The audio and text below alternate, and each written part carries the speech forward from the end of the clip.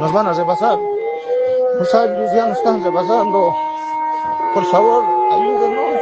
Gente de agua, por favor, ya no podemos más. Un grupo policial acude al rescate de una ciudad cercada por bloqueadores. No parecía un trabajo difícil hasta que cae el primer policía. El segundo, el tercero, uno tras otro eran abatidos. Desde lo alto, francotiradores, y en tierra una turba furiosa no les daba respiro. Ya no se trataba de simples bloqueadores, eran hombres que venían de un lugar oculto en el altiplano, venían de México Chico.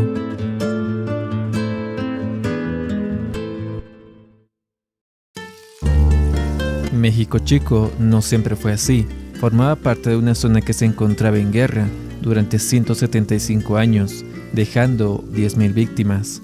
Era producto del odio encarnizado entre dos ayllus, una antigua forma de delimitar territorios basado en el parentesco.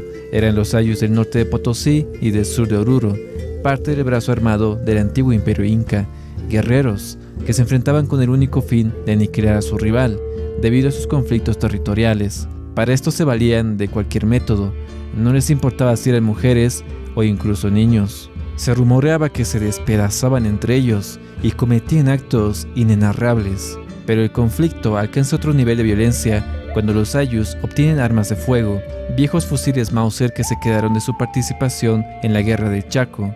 Con ello, tácticas más sanguinarias tuvieron lugar, cometían masacres en comunidades enteras y se marchaban dejando pueblos en llamas. Esta cruenta situación hizo que muchos huyeran, a los Yungas, al Chapare y a Chile. Los tres lugares se volverían muy importantes con el paso del tiempo, pero eso sería décadas después, ya que en el año 2000 se da un punto de inflexión. Luego de atacar el Instituto Geográfico Militar, un grupo del Ayllu Cacachaca ataca a la comunidad de Sorasora, dejando 50 víctimas, entre mujeres, ancianos y niños, quemando también 25 casas. Esto los puso en la mira del gobierno, que buscó definir sus límites para terminar el conflicto, dejando al Ayllu Cacachaca en el sur de Oruro y el Ayllu Layme en el norte de Potosí. La ley tardó 14 años en ser promulgada en el gobierno de Evo Morales, que en ese momento afirmó ser de Cacachaca, según información de su primo, quien estaba investigando de dónde eran los Morales. Un dato sin importancia en aquel entonces, pero que años después cobraría mucho sentido. No obstante, una guerra de 175 años dejó una zona empobrecida. La cantidad de víctimas, huérfanos, el robo de ganado y la destrucción de la tierra hicieron imposible cultivar algo. Lo poco que podían cultivar se lo llevaba el granizo y la lluvia. Así lo contaba Marco Condori del Ayllu Layme después de marcharse a Sunta Chica, en los Yungas, un lugar muy conocido por albergar la milenaria hoja de coca.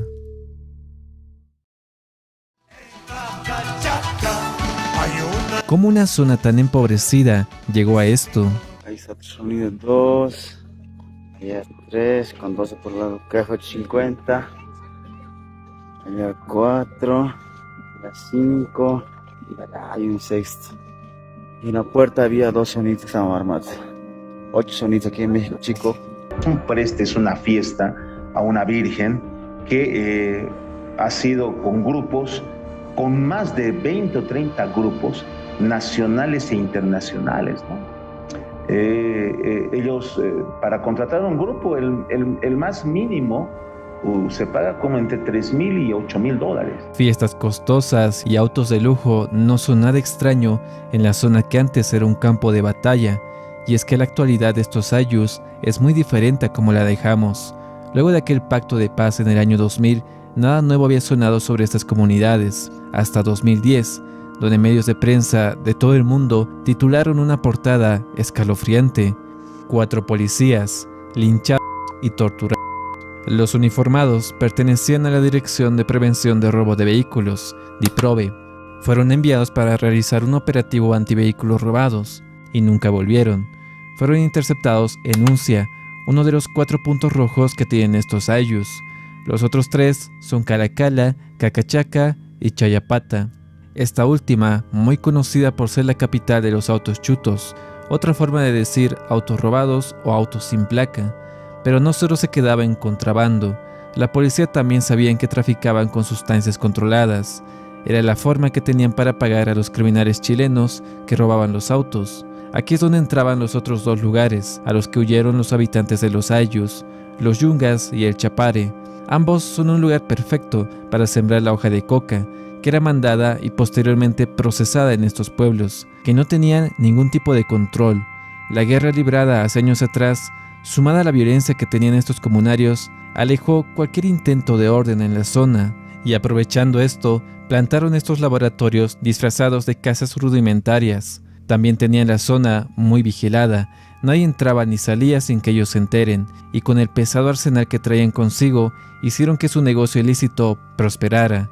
Era un negocio redondo, ya que transportaban la coca y la posterior coca procesada en los mismos vehículos chutos, pues al no tener placas, era más fácil abandonarlos si eran pillados. Se habían acostumbrado a caminar a sus anchas. Antes de este hecho, ya se tenían reportes de desapariciones de familias completas, que eran comunarios de zonas cercanas, taxistas que eran linchados, entre otros crímenes, que no llegaban a nada, pues no se dejaba pasar ni a la policía ni a la prensa. El crimen de los policías no fue diferente. Los acusaban de realizar cobros a sus autos chutos, que los amenazaban e incluso les cobraban coimas entre $300 y $400. De esta forma prepotente, los comunarios admitieron el crimen y se negaron a devolver los cuerpos, a menos que cumplan sus condiciones, como devolverles sus vehículos robados y que encima los legalicen. Por esta razón, el defensor del pueblo, Rolando Villena, tuvo que entrar hasta la comunidad de Sacasaca para negociar. Este pueblo ni siquiera se encuentra registrado en los mapas de Google, pero forma parte del Ayllu Layme. Aquí, el defensor del pueblo vivió días de zozobra, donde estuvo a punto de ser linchado. Sin embargo, con la llegada del ministro de gobierno, Sacha Llorenti, se accedió a la devolución de los cuerpos. Cómo lo logró, nunca se supo. Lo que dijeron en aquella reunión jamás salió a la luz, pero hacía ver que el gobierno de Evo Morales no era tan ajeno a las actividades que ocurrían aquí. No por nada en el funeral solo se escuchaba «Maldito Evo, maldito», un grito desesperado de parte de los familiares de las víctimas que nunca obtuvieron justicia ante una autoridad que intentaba socapar a los Ayllus culpables del linchamiento. Lastimosamente, luego de la desaparición de un testigo clave de 17 años, el juicio se diluyó y a 15 años del crimen nadie ha pagado por este hecho. En su reporte, el periodista Emilio Huáscar Castillo habla con una ex autoridad quien le revela el nombre de este lugar. Es la primera vez que se tiene registro de alguien llamando a esta zona México Chico. Se podía considerar que empezaba en las faldas del lago Popó y terminaba en los cerros de Catavi. Tenía varios puntos importantes, pero su capital, por así decirlo, era Cacachaca, una comunidad oculta entre las montañas de Oruro. Con el tiempo sería refundada por los comunarios con un nombre que hacía alusión a sus actividades relacionadas con el narcotráfico, México Chico. Se hacen llamar a ellos mismos los mexicanos, y se puede ver que imperan los nombres de estados o ciudades mexicanas en los nombres de sus equipos locales de fútbol. Se lo tomaban muy en serio, y ya que se había vuelto el centro de operaciones de todo el negocio criminal que comprendía el altiplano boliviano, pues de todas las comunidades cercanas a estos Ayllus, parecía ser la que más impunidad tenía. No entraban policías, militares, ni cualquier otra persona que no tuviera un permiso previo. Si se hacían operativos policiales, debían ser afuera de Cacachaca. Para ese año la policía ya encontraba autos chutos repletos de pasta o clorhidrato de cocaína, operativos que se incrementaron tras el crimen de los 4 policías, ya que en ese entonces el gobierno aún no estaba coludido con estos criminales, o al menos no de una forma tan obvia. Por eso en octubre de 2012 se hizo una operación militar gigantesca en Chayapata. Esta tierra sin ley, muy cercana a México Chico, se había convertido en la capital de los autos chutos. Toda su economía se movía en base a un crimen. Tenían talleres de refacción, un negocio de falsificación de placas, de autopartes, de elaboración de documentos de propiedad, venta de SWAT, entre muchos otros. Los contrabandistas estaban muy bien organizados y ya hace tiempo habían rebasado a la policía. Por eso tuvieron que intervenir los militares, que encontraron una resistencia que dejó el saldo de 2 víctimas. Era la primera y la última vez en mucho tiempo que se veían militares en esta zona, pues con el tiempo cada vez se hacían menos operativos. Estaba claro lo que estaba pasando, sin embargo, no se sabía la fecha exacta donde el gobierno de Evo Morales pactó con estos comunarios. Tal vez fue en su estadía en Cacachaca, aquel enero de 2014, cuando promulgó la ley que por fin definía los límites del territorio de los cacachacas y los laimes. Así lo escribe Juan Toro Montoya en un artículo en 2016. Son esos grupos los que controlan buenas porciones del territorio y hacen pactos con los partidos que quieren controlar el voto rural. Como su interés es mantener el control sobre su territorio, pactan con cualquier partido que les garantice que mantendrá sus privilegios en caso de acceder al poder. Por eso es que se puede encontrar siglas de organizaciones que llegaron al poder a través de estos pactos. Así, los territorios sin ley se convirtieron en feudos inescrupulosos que comercian con el voto de la gente. Es la ilegalidad que controla la democracia. Tenía sentido. En 2014, a tan solo unos meses de las elecciones presidenciales, Evo Morales necesitaba el voto rural y aprovechó esa visita a Cacachaca, luego conocido como México Chico, y pactó con los comunarios, que a partir de ese año demostrarían una lealtad ciega para el presidente indígena, algo que usaría a su favor años después. A cambio, los comunarios vieron reducido el control policial, ya que los altos mandos de la policía cada vez estaban más corrompidos. Ellos manejaban y autorizaban el traslado y posterior comercio de los autos chutos, mientras que en el gobierno, personajes como Felipe Cáceres se encargaban de mantener un falso control en la zona, prosperando así el negocio del narcotráfico. Este hombre era el viceministro de Defensa Social y Sustancias Controladas, durante los casi 14 años que duró el gobierno de Evo Morales. De todos los ministros que tuvo, fue el único que se quedó tanto tiempo. Era su mano derecha, incluso antes de llegar al poder, ya que fue un importante dirigente de los productores de coca de Chapare boliviano. Cuando Evo llegó al poder, convirtió a Felipe en su zar antidroga, un título que servía solo de adorno. Claro, se encargó de informar muchas veces lo que pasaba en México Chico, pero nunca mandó un gran contingente a la zona. No por nada, posee una fortuna que nunca supo justificar, un patrimonio de 9 millones de bolivianos, superior al del presidente y el vicepresidente juntos. Este hombre jugó un papel importante en ocultar lo que pasaba entre los cerros del altiplano, junto con el ministro de gobierno de aquel entonces, Carlos Romero. Ocultaron intervenciones y ataques de los comunarios a policías, ya que en el reporte de Emilio Castillo, un ex agente antidroga de identidad anónima, afirma que en septiembre de 2016, la Fuerza de Lucha contra el Narcotráfico, FELCN, realizó una incursión en México Chico, de la cual tuvieron que huir, luego de ser atacados por los comunarios. Varios efectivos resultaron con heridas de bala. Datos como estos nunca salieron a la luz, por órdenes de estos hombres. Lo curioso es que, aun con la protección que les brindaban, los tenían muy bien estudiados. El periodista informa que en un documento de inteligencia de la FELCN de aquel entonces se encontraban las rutas de la coca que venía desde el Chapare y los Yungas. Pasaban por Toro Toro y luego Uncia, otro punto del que ya hablamos. Aquí llegaban de 2 a 3 camiones de pasta base, pero también la hoja de coca, que era repartida entre 190 puntos diferentes entre el norte de Potosí y el sur de Oruro. 40 eran puntos fijos bien conocidos por la policía, pero los otros 150 eran pozas de maceración que estaban asentadas en pueblos fantasma, que fueron construidos específicamente para ocultar estos pozos. Estas poblaciones aparecen y desaparecen constantemente, como si nada, entre la oscuridad y en medio de las montañas, sin lograr ser detectados. Luego transportaban el producto hasta Chile, por cualquier método, ya que también usaban avionetas. Un caso de estos se dio en 2016, cuando una Cessna 310 se estrella en Cayampani, a tan solo 17 kilómetros de México Chico. A bordo estaban 2 tripulantes, un ciudadano proveniente de Brasil que supuestamente era el piloto y un hombre desconocido. Al caer, el piloto no sobrevivió y el otro ocupante fue rescatado por una camioneta Toyota color rojo, que para sorpresa de nadie no tenía placas. Un grupo de personas salió de esta, roció de gasolina toda la avioneta junto con el brasileño. Luego huyeron del lugar, tratando de no dejar rastro de aquel accidente. Todo esto fue informado por un testigo que lo vio todo.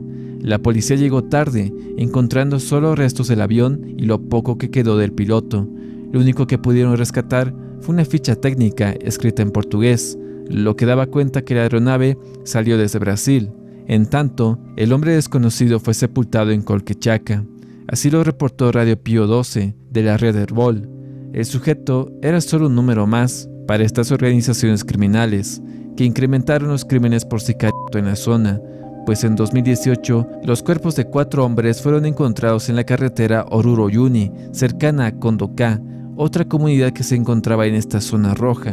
Estaban envueltos en plástico y uno tenía una manta encima. Los efectivos que acudieron al lugar coincidieron en que les quitaron la vida en otro lugar y solo los dejaron allí. Los 4 hombres provenían de Santa Cruz y habían sido reportados como desaparecidos el 26 de agosto de ese año. Se presumía era un ajuste de cuentas, ya que los comunarios de la zona ya habían cruzado el altiplano llegando hasta tierras orientales, donde prosperó su otro negocio, el contrabando de autos. Solo que esta vez ya no lo hacían solos, recibían una ayuda que ya se venía a venir, la policía boliviana.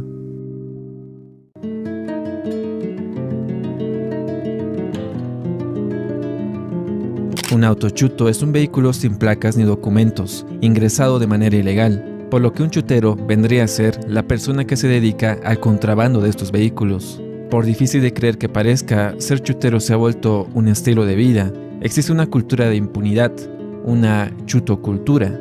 Tan solo buscando chuto en redes sociales se puede ver todo el mundo que hay detrás de esto. Clubes, fiestas ostentosas, orquestas con canciones bien producidas, hablando de la vida del chutero como si se tratase de un trabajo decente y bien habido. Las chutocumbias son lo que suena en México Chico y alrededores. Por eso ser chutero se ha vuelto famoso entre estos pobladores. Hasta les provoca orgullo. No por nada usan redes sociales sin ningún miedo, mostrando sus caras y el dinero mal habido que pueden llegar a ganar. Usan TikTok como una especie de catálogo, mostrando los vehículos robados que muchas veces son encargados. También muestran sus encuentros con la policía y los militares, como si de una película se tratase.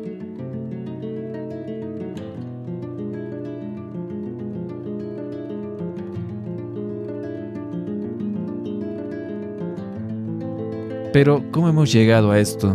La respuesta es fácil. Un vehículo en Bolivia puede llegar a costar hasta 3 veces más de lo que costaría en cualquier otro país, debido a los altos impuestos. Por eso, aquellos pobladores que huyeron de la guerra de los Ayllus para ir a Chile fueron los primeros en ver un negocio en esto. Los mismos comunarios lo admitían. Cambiaron las mulas por los autos chutos. Las usaban para el transporte de carga, como una herramienta de trabajo, y con el tiempo ya era común verlos transportando sustancias controladas. Esa era la forma de pago que tenían para los chilenos, colombianos y venezolanos que robaban los vehículos en distintas regiones de Chile, sobre todo en Iquique, Calama y Antofagasta. Luego cruzan por algún punto fronterizo, conocido o no tan vigilado, como el Hito Cajón, Colchané, Oyahue o Charaña. Si no pueden, buscan pasos no habilitados, sectores desérticos de la pampa del Tamarugal y algunas rutas mineras abandonadas.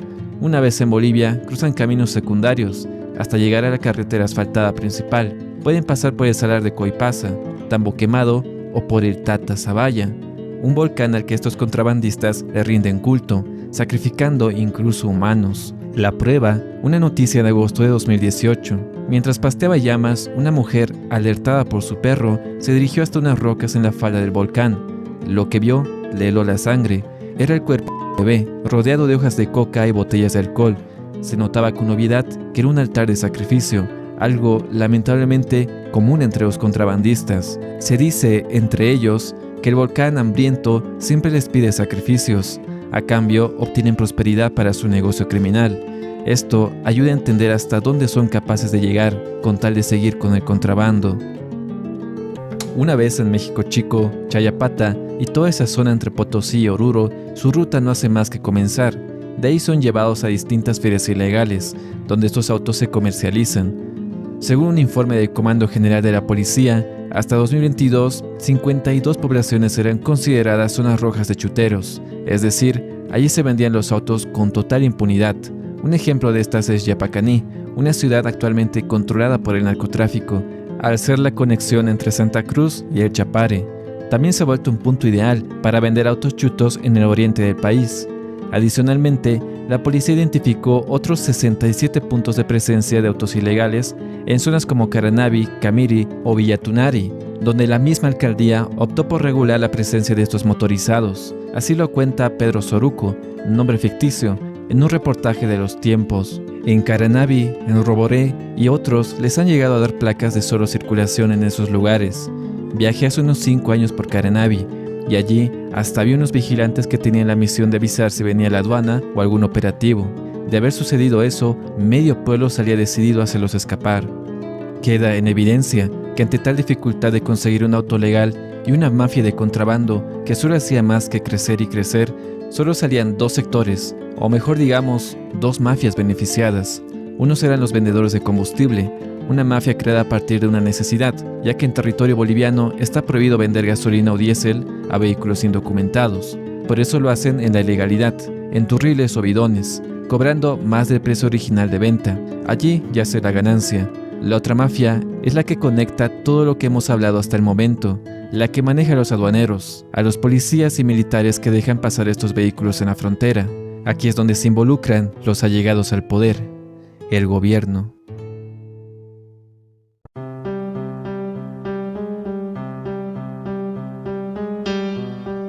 En 2022, un reportaje de un medio chileno develó toda una caja de Pandora.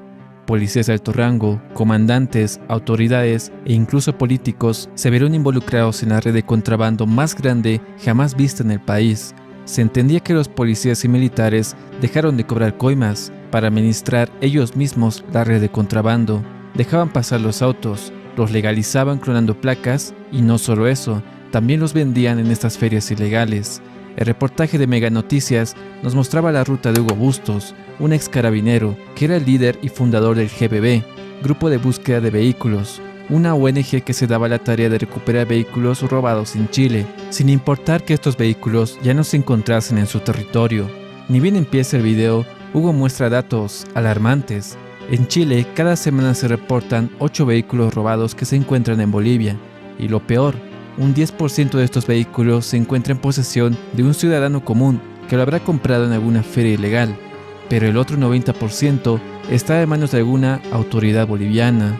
Por eso, Hugo, que ya tenía 10 años en ese trabajo, ya sabía que solo podía recuperar vehículos de 2 formas: la legal, con aduanas y la policía interviniendo, o la otra, simplemente huir con el vehículo y usar rutas chuteras para pasar a Chile. En aquella ocasión, creyó que podría hacerlo por las buenas, al tener el contacto de Rolando Telles, el subdirector de DIPROVE en Santa Cruz, pero ante la ausencia de este, decide ir a ver dónde estaba el vehículo, encontrando una lujosa casa que pertenecía ni más ni menos a un policía, Raúl Cabezas Pantoja, otro teniente coronel, jefe de la policía fronteriza de Uyuni, un lugar que forma parte de la ruta de Chile a México Chico. Ante esta escena, el equipo de periodistas y recuperadores no les queda más que esperar a Coronel Telles, y aprovechando este tiempo, se van, sin saberlo, a una de las ciudades más peligrosas del país, Yapacaní, a ver una feria de autos chutos. Aquí encuentran un vehículo robado en Chile, y Hugo increpa al vendedor de autos. Este, sin explicarle mucho, decide llamar supuestamente a un comandante de la policía. Mi coronel, buen día. Tengo un caso de aquí de la SDB, de Chile, documentación, todo. Puede venir aquí a Yapacaní, mi coronel, su gente puede mandar para que verifiquen todo. Llegaron de Chile. Según el investigador, ese hombre no era nadie más que el teniente coronel Rolando Telles, quien se suponía ayudaría a Hugo, ahora lo estaba amenazando. El comandante Rolando me dice que son parte de los que les pagan a los oficiales. Estos. Sí, que no nos metamos acá y que él también tiene sus vehículos a la venta aquí. ¿Quién? El comandante ruso me dijo que está averiguando con Interpol por dónde entramos. Ah, te amenazó. Sí. Ante este mal panorama, deciden recuperar el vehículo por sí mismos.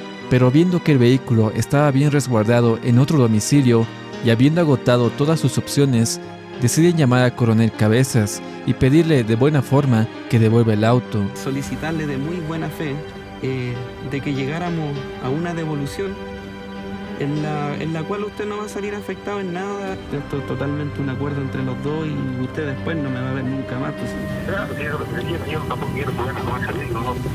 Sí, no se preocupe. Sí, no se preocupe. Sorpresivamente, el policía deja el vehículo abierto con las llaves dentro, dándole la oportunidad a Hugo de recuperar el auto y terminar con su búsqueda. Pero en Bolivia apenas empezaba el escándalo, ahora sí, internacional, que generó este reporte.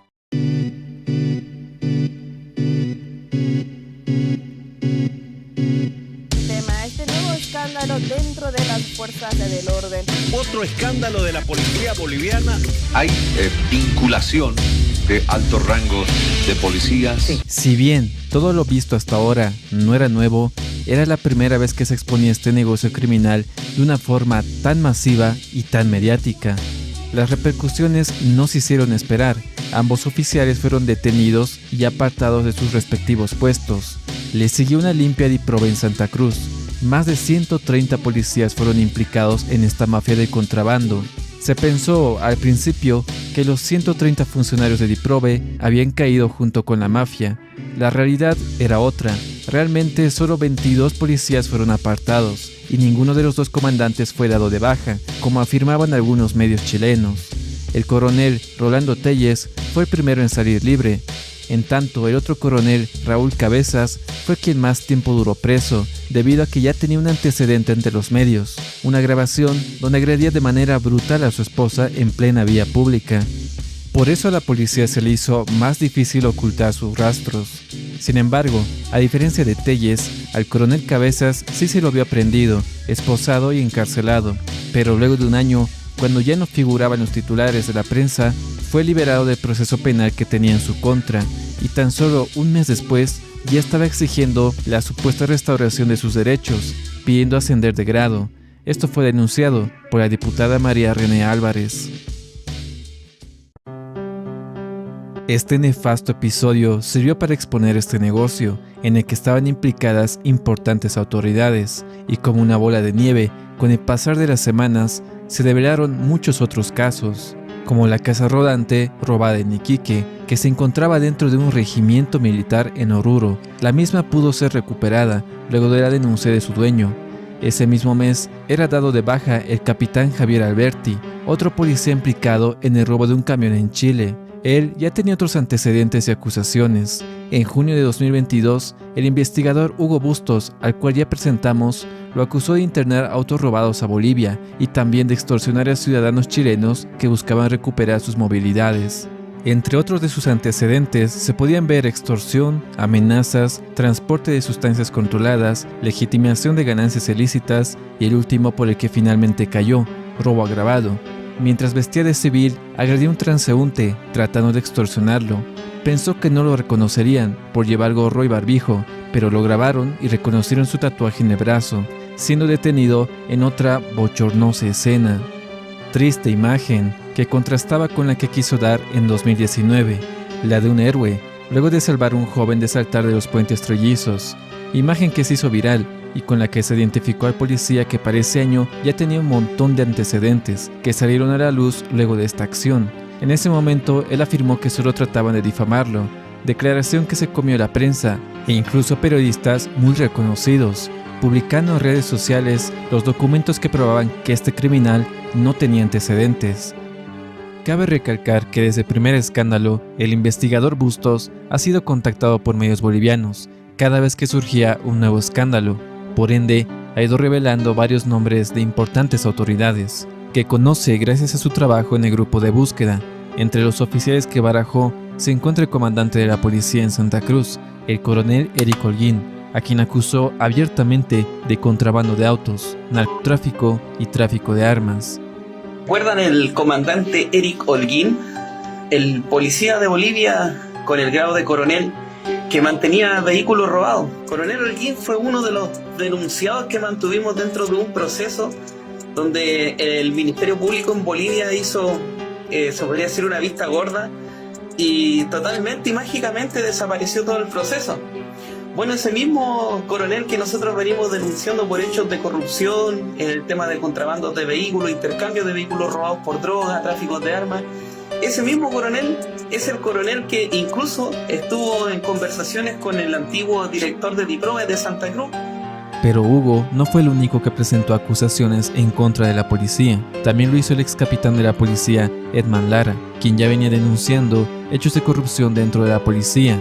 En diciembre de 2023, mientras el coronel se encontraba en una conferencia de prensa, el ex capitán, con celular en mano, reclamaba la recepción de una denuncia, cosa que no fue bien recibida por el coronel, quien pierde los estribos y, sin importarle la presencia de los medios de prensa, agrede a Lara, sometiéndolo y llevándolo hasta otro lugar, hasta que entra en sí y se percata que todos los medios de prensa lo estaban grabando.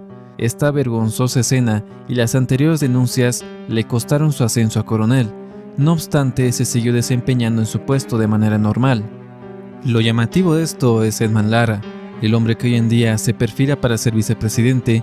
Ahora quiere legitimar los crímenes que denunciaba en su pasado, al prometer la legalización de los autos chutos. No hace falta decir que el simple hecho de que un candidato al poder prometa esto ya incrementa crímenes estrechamente relacionados con los autos chutos, como el sicariato o el narcotráfico, ya no solo en Bolivia, también en los países vecinos, donde ya ha generado repercusiones. El robo de autos ha aumentado en nuestra región y va a seguir aumentando porque un candidato presidencial boliviano anunció que va a legalizar todos los autos indocumentados que estén allá, incluyendo los que han sido robados en nuestra región. Otro nombre que dio Bustos fue del capitán José Aldunate, quien en febrero de 2025 fue fulminado por 2 hombres mientras salía de su casa. Parecía una venganza o un aviso hacia las fuerzas del orden, pero más temprano que tarde surgieron teorías en base a la vida de Aldunate. El mismo Edman Lara dijo que el capitán gozaba de privilegios, se dejaba crecer la barba y ni siquiera trabajaba, además de apuntar su ostentosa casa que un simple capitán de policía no podría costearse. Peores fueron las acusaciones de Hugo Bustos, quien hace 3 años presentó denuncias contra Aldunate, que en ese entonces tenía el grado de teniente, al estar relacionado con el escándalo de Diprove. Se lo encontró dentro de grupos donde coordinaban el intercambio de autos chutos por droga y armas. Además resaltó que se encontraba en posesión de un auto robado de origen chileno, el mismo en el que perdió la vida. Se puede apreciar que en los vidrios mantiene grabada una identificación vehicular, una placa patente que es de Chile. ¿Quién es Aldunate? Bueno, Hugo.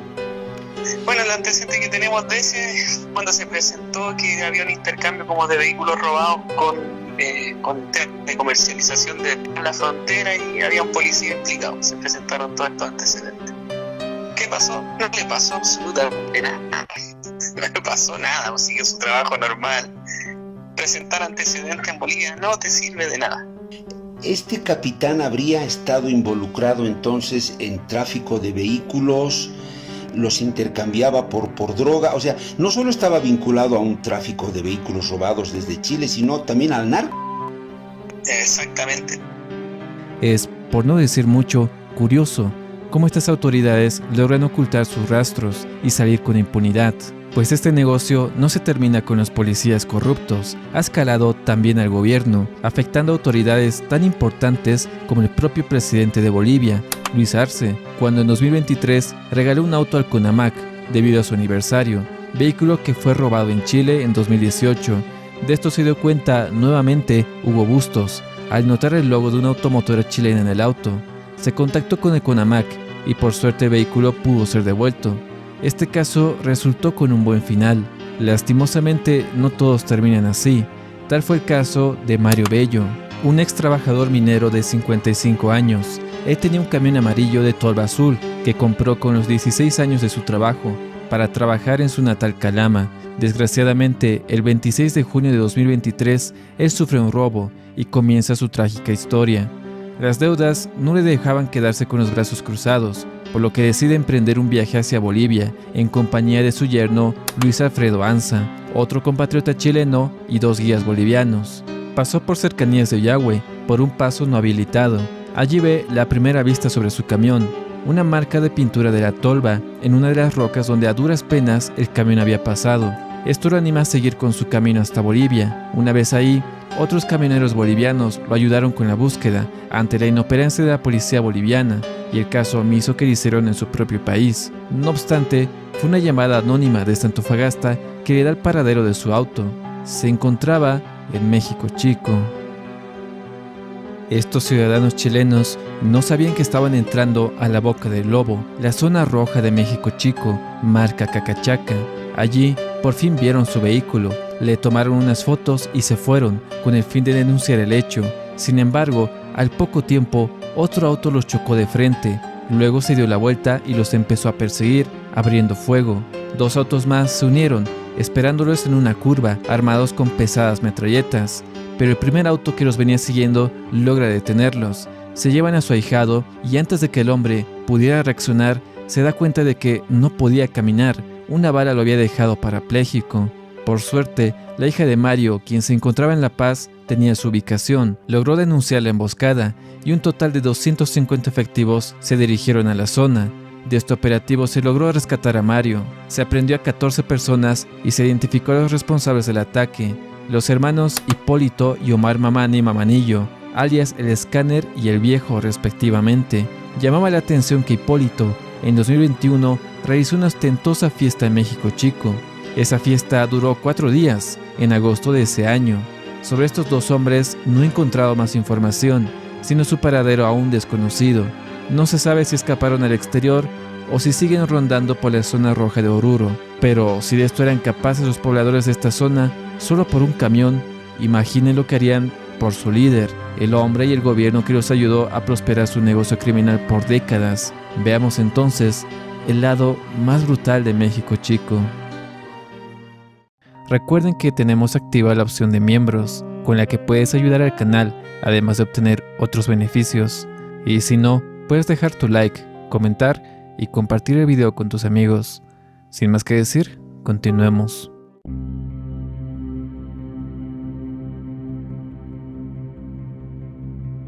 Evo Morales y su partido, el MAS, Movimiento al Socialismo, tienen una estrecha relación con México Chico.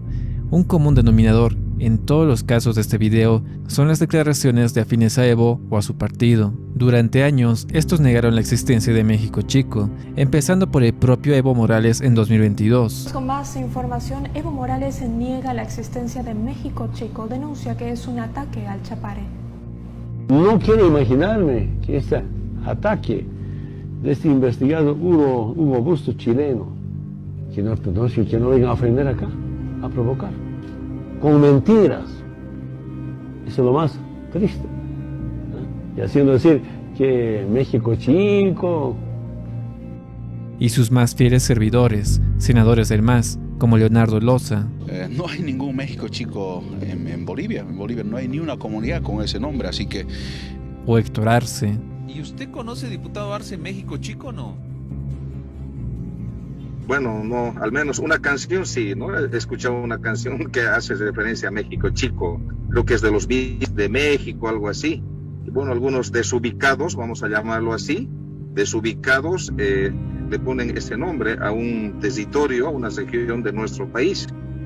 También lo hicieron el actual presidente, Luis Arce, y su exministro de gobierno, Eduardo del Castillo. Hago un llamado de atención al ministro del Castillo, que me trató de mentiroso, que no existía México Chico. El año 2022 la entrevista está de respaldo, donde dice el ministro del Castillo que no habla de supuestos, sino que le estamos presentando documentación física, más los antecedentes de las organizaciones, personas específicas. Luis Arce dijo que no existía México Chico y Evo Morales me trató de que era un mercenario. Obviamente esto fue antes de la pelea del presidente con Morales, la cual los distanció y los volvió enemigos no solo políticos, pero cuando su relación todavía era buena, tanto Luis Arce como Eduardo del Castillo se encargaron de negar la existencia de tal lugar. No sorprendía, viniendo de un hombre que ha sido vinculado con un importante narcotraficante uruguayo y que hoy en día, lastimosamente, es candidato a la presidencia. No obstante, como dije al principio del video, los nexos del gobierno con México Chico se remontan a Evo Morales, el hombre que en su momento afirmó ser de Cacachaca. Ayudó mucho a que prospere otro negocio criminal, uno del que todavía no hablamos. Entre 2011 y 2017, Evo Morales implementó los programas Mi Agua y Mi Riego para proyectos de riego, buscando mejorar la producción agrícola, pero no se usarían con este propósito. Retomando el reportaje de Emilio Castillo, se nota que después de la pandemia, los pobladores optaron por ampliar su negocio, esta vez con la marihuana, y no cualquiera, sino una variación que potencia su poder alucinógeno. Esto se descubrió luego de algunos operativos de rutina en cuarentena en el gobierno de transición de Yanine Áñez. Estos cultivos eran plantados en viveros beneficiados por los proyectos de Morales. Están sembrando marihuana en carpas solares usando riego que justamente ha sido con recursos del Estado. Para 2018, como se puede ver en Google Earth, casi no existían, pero para 2020 en adelante...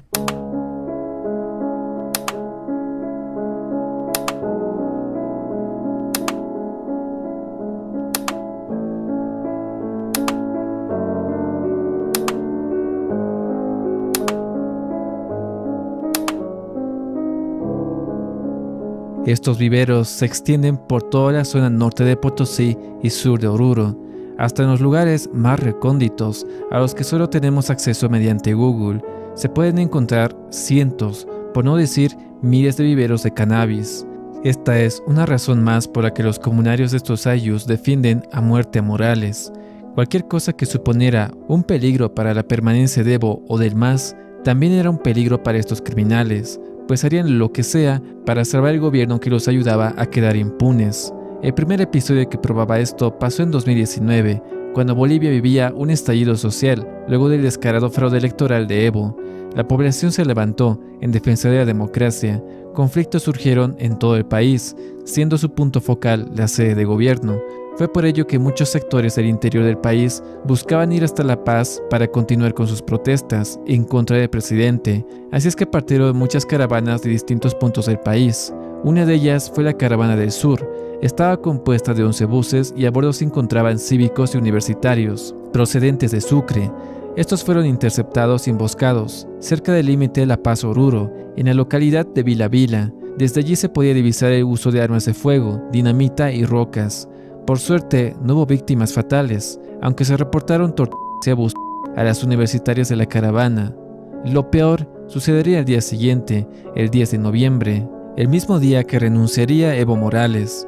La segunda caravana, con 70 buses y 2.500 cooperativistas mineros provenientes de Potosí, cruzaba las faldas del lago Popó y ya se podía considerar que se encontraban en la zona roja de México Chico. Para ese momento se encontraban a tan solo 20 kilómetros de Cacachaca y al ver el paso bloqueado, una comitiva se acercó a negociar el desbloqueo, pero más temprano que tarde se veían huyendo ante la ráfaga de balas de los cacachacas. Las grabaciones son de terror. Se puede oír claramente el silbido de los disparos.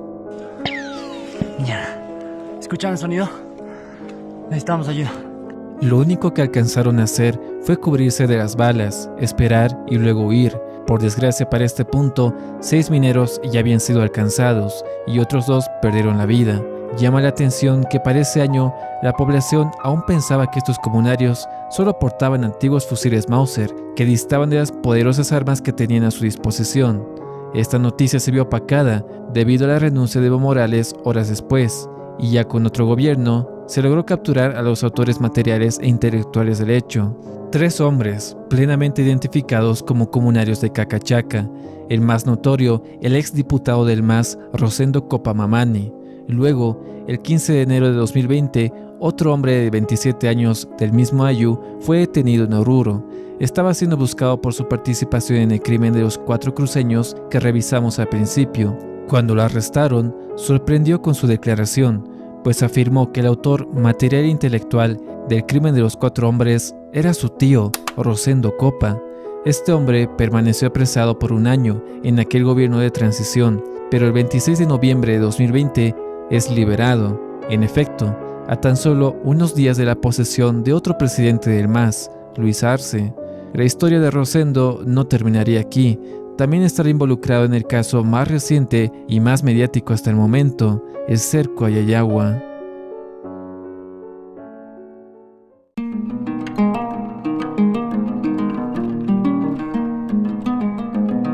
A lo largo de 2024 y 2025, Bolivia ha vivido un problema constante. Su nombre, Evo Morales.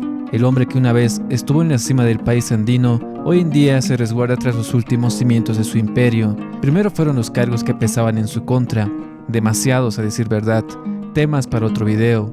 Su respuesta y defensa fue simple, lo que mejor sabe hacer y lo que lo llevó a ser presidente la década pasada, bloquear caminos. Al tener su búnker en el Chapare, que se encuentra en medio de Bolivia, bloquear las carreteras del país se le hace fácil y efectivo, causando un gran daño a la economía y a la población en general.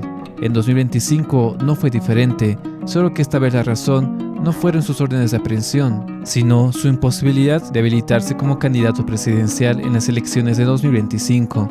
La razón es simple e irónica a la vez, pues la propia constitución que promulgó en 2009 le impide ser candidato por tercera vez, y al ya no estar en el poder, luego de su ruptura con Luis Arce, ya no pudo usar al Estado a su favor, como lo hizo en 2019. Por eso, él y sus aliados tomaron medidas más extremas, como amenazas por parte de sus seguidores a vocales del tribunal. Por eso desde aquí Si ustedes no liberan, si ustedes no hacen respetar la democracia, mañana haremos conocer quiénes son sus familiares. Porque lamentablemente, porque si no es a las buenas, va a ser a las malas con ustedes. O incluso a la población en general, siendo estas las terribles declaraciones de Ruth Nina, una aliada política de Morales. Y ese día, hermanos, el Tribunal Electoral y el gobierno, en vez de contar votos, va a contar muertos.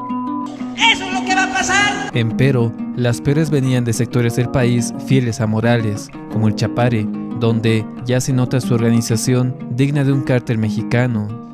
Ahora sí, digan bala, vamos a meter bala. Que se atrevan a venir al trópico de Cochabamba. O la de México Chico, en la que nos enfocaremos en esta ocasión. ¡A los Verde Olivos! ¡Que vengan acá! Para afrontar ¡Cesa puño a puño! ¡Cesa bala a bala! Así defendían los bloqueos que se extendieron en los puntos donde Morales tenía un gran apoyo, pero no solo eran palabras. Alrededor del país creció la violencia en los puntos de bloqueo, impidiendo el ingreso de víveres, alimentos, ambulancias y en ocasiones comunidades enteras se veían cercadas. Para el 10 de junio de 2025, Yayagua no era más que otro de tantos puntos de bloqueo alrededor del país.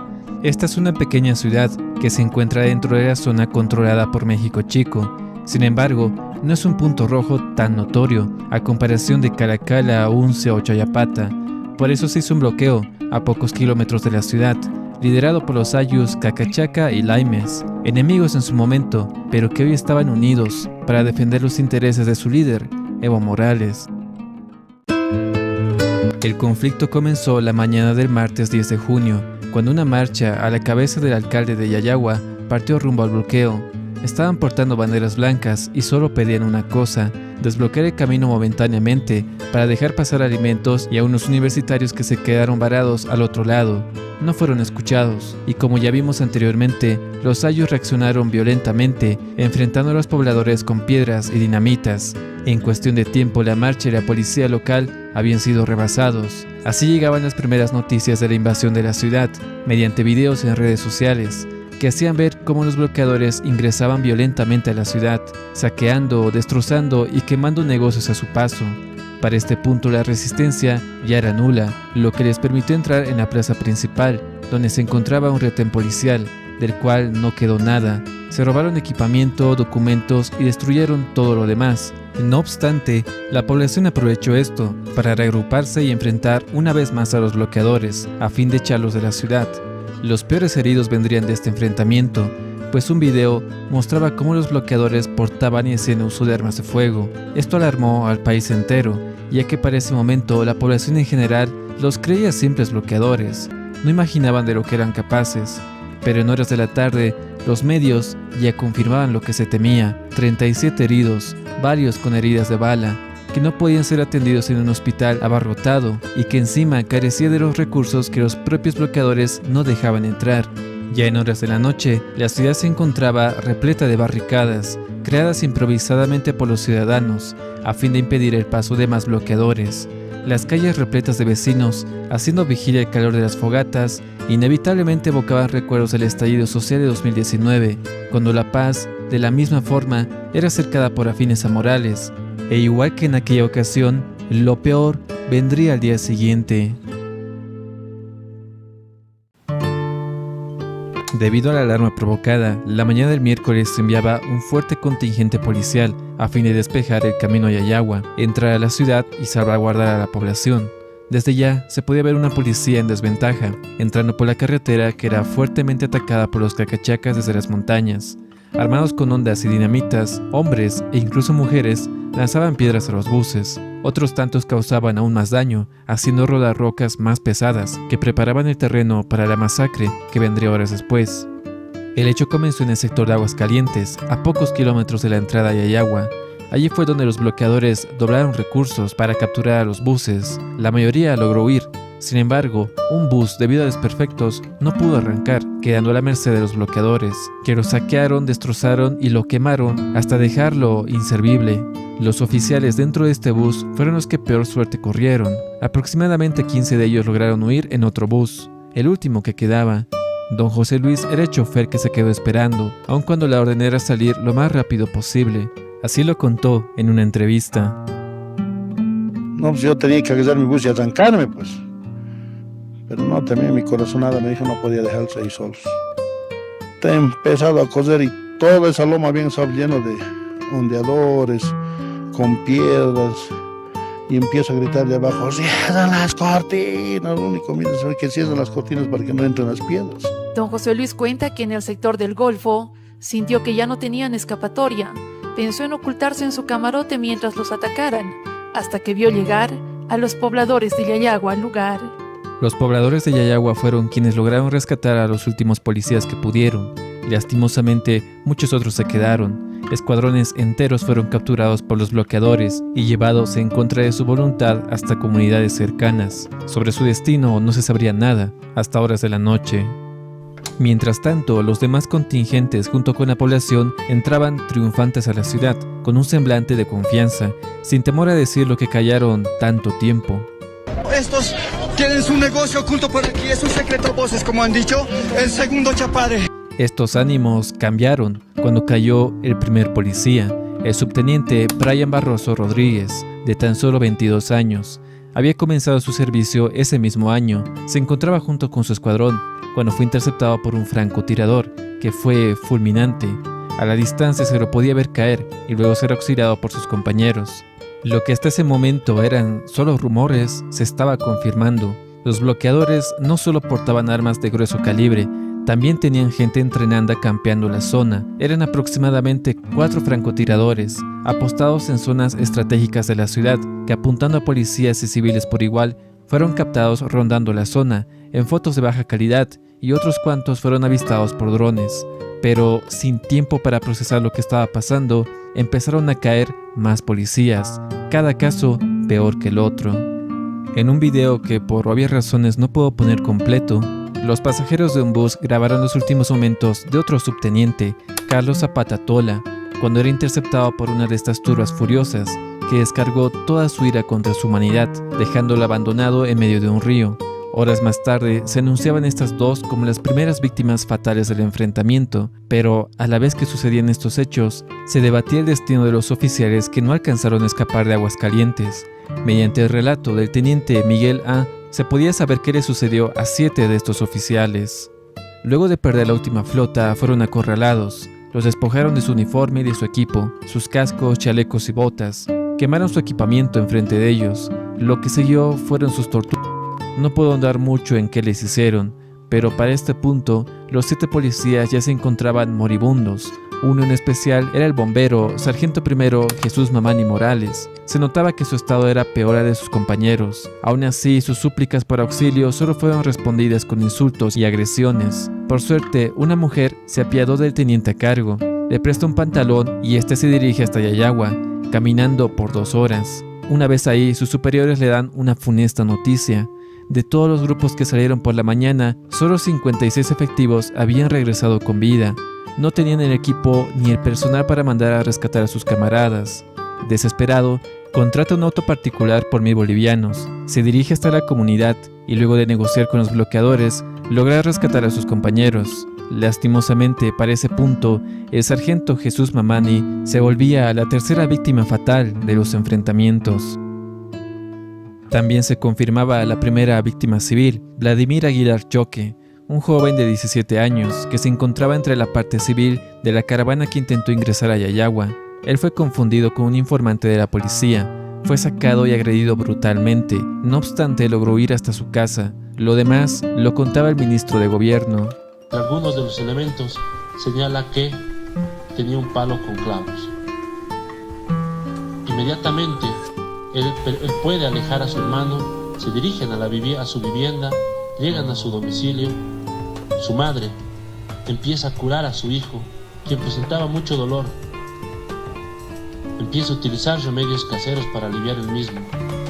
Sin embargo, ya tiempo después, horas después, empieza a perder el conocimiento. Inmediatamente sus padres lo llevan al hospital, tratan de reavivar al muchacho. Por más difícil de creer que parezca, la violencia solo empeoraba. se reportaba la quinta víctima. Se trataba de otro subteniente, Cristian Cayalcón. Solo tenía 22 años, cuando de igual forma fue capturado y torturado. Lo peor, la forma como acabaron con su vida, amarrándole un cartucho de dinamita en la altura del abdomen. Fue encontrado por sus compañeros, sin su vestimenta y con los restos de su uniforme desperdigados por la zona. Un gran muchacho, generoso, muy querendón de su madre y su hermana, que siempre lo ha tenido en alto por mi mamá. Policía ahora esta noche, mañana ya les digo. Y que su mamita, porque una madre es bien difícil enterrar a su hijo. ¡Maldito Evo! ¿Dónde está mi hijo? ¿Recuerdas? Era exactamente la misma maldición que otra madre desconsolada le daba 15 años atrás. De esta forma se cerraba la violenta jornada. Un centenar de heridos, entre policías y civiles, algunos en condiciones críticas, una ciudad totalmente destruida, 5 víctimas confirmadas, la mayoría muy jóvenes. Si para algo sirvió esta tragedia, fue para visibilizar la zona. Por primera vez, una autoridad hablaba sobre este lugar de forma clara y tajante, más aún anunciando una intervención. Y se ha denominado zona roja porque precisamente en ese sector se habla de un México chico. Como la espuma, los medios y redes sociales se llenaron del mismo titular: México Chico, la zona sin ley. Y al mismo tiempo que La Paz volvía a Yayagua, empezaron los operativos e intervenciones en estos puntos rojos, buscando a los autores materiales e intelectuales. Lo primero que sucedió fue la quema de los sembradíos de cannabis por algunos sectores cercanos a México Chico. Por ejemplo, el sector de Lagunillas, donde se encontraron 14 toneladas de la planta. Eran 63 viveros, cada uno de 800 metros cuadrados. 20 se encontraban en procesos de cosecha y 43 ya estaban activos. Su valor aproximado, $2 millones. A pesar de ello, aún quedaban cientos, por no decir miles de otras plantaciones cercanas al lugar, que se pueden ver fácilmente en una búsqueda por Google Maps. Lugares que hasta la fecha no han sido intervenidos y que hacen pensar que esta primera redada de la policía simplemente fue un regalo de los comunarios para aparentar un falso control y que no se toque en sus demás plantaciones, que abundan en el altiplano boliviano. Así, la policía podía hacer alarde de haber desbaratado un negocio millonario frente a la prensa y a la población, pero realmente solo intervinieron una pequeña fracción de todo el negocio de México Chico.